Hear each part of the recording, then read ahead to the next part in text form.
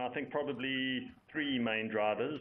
The first is we had, I think, relative to the market, very good results in what we call TFG Africa, which is South Africa plus our other African countries. We ended up with turnover growth in Africa of 6.3% and same-store turnover growth of 2.2%. So I think, given that's still where the majority of our business is, that set us up for a good set of results. I think the second key driver is we had gross margin expansion, again, both in Africa and at a group level. And because gross margin, your profits are so sensitive to gross margin, if you're able to either maintain that while you grow turnover or even better expand it, a lot of that filters down to the bottom line. And that was achieved through, we've had a huge focus on supply chain, local manufacturing. All of that is really done to try and reduce the extent of markdowns you take. And that's worked really well for us.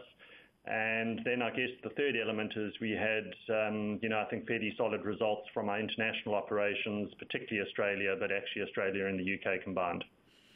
Talk a little bit more about Africa. I mean, a lot of companies and retailers specifically struggle with African operations and just TFG strategy. I mean, you did mention local manufacturing, but other strategies that the companies put in place to ensure a solid performance in other regions. Yeah, look, I think there are a couple of things. One is we've expanded into other countries in Africa at what we think is an appropriate pace, as opposed to getting, perhaps a bit carried away and almost, there was a big hype about Africa rising a few years ago. I think we were, optimistic about Africa, but we went in at our own pace. So I think we've been very selective in terms of which countries we've gone into. We've been very selective in terms of specific locations, specific towns, cities and shopping malls.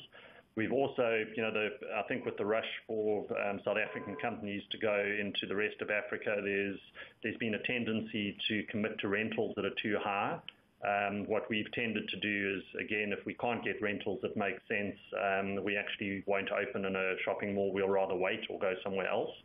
And then I think the other key thing that we've done is we invested, before we even started expansion, we invested into an Africa team where we've got specialists in all the Africa tax, Africa compliance, regulatory side. We've got an Africa finance team, and that's given us the ability effectively to open stores almost as quickly as we feel is appropriate, but there are no headaches that go along with it because we've got the knowledge and the infrastructure in place. And talk to us about the new acquisition in the UK. I know that those numbers have reported about 4 months into this. Yes. Just your outlook on that business, particularly with the current political climate, Brexit in particular. Look, I think you're 100% right. The UK market remains very tough. I think if you look in general, there have been some terrible retail results out recently.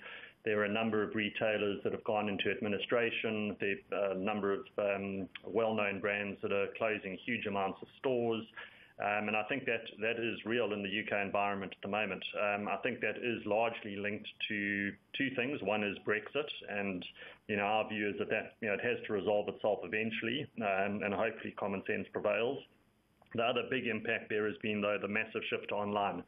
If I look at our online contribution in South Africa, it's roughly 1%. In Australia, it's just gone over 3% towards the end of the year. In the UK, our business is over 30% online. And that has a significant impact on your business model there. If we look at Hobbs in particular, which is the one you asked me about, it's actually exceeded all expectations, albeit for the short period we've owned it.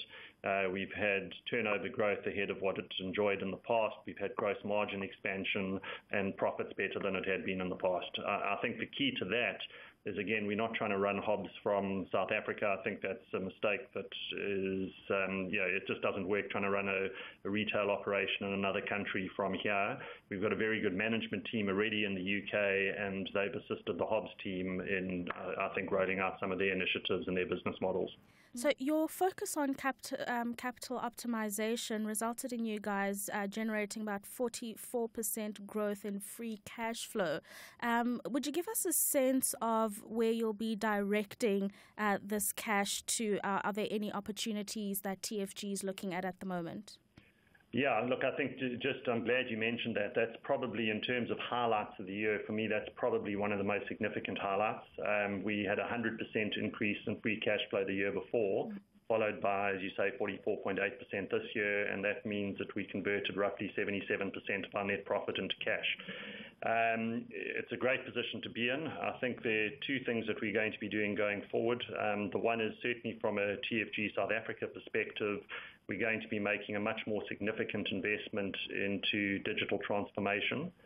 So part of that is online, but it's actually just the digitization of the whole of our retail operation. And that's going to require some fairly significant capex and operational spend. And that's already kicking off as we speak.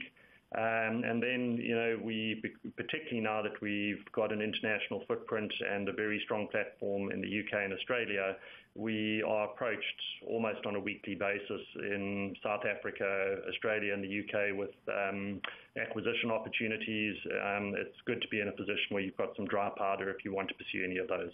And then finally, Anthony, the rationale behind the appointment of Deloitte, given their concerns around the work they did with Steinhoff, just give us some insight into that. Look, when we went through a thorough process when we appointed Deloitte. At that stage, Steinhoff actually hadn't become an issue. And we effectively changed from KPMG as that news kind of broke. So, that's really the rationale.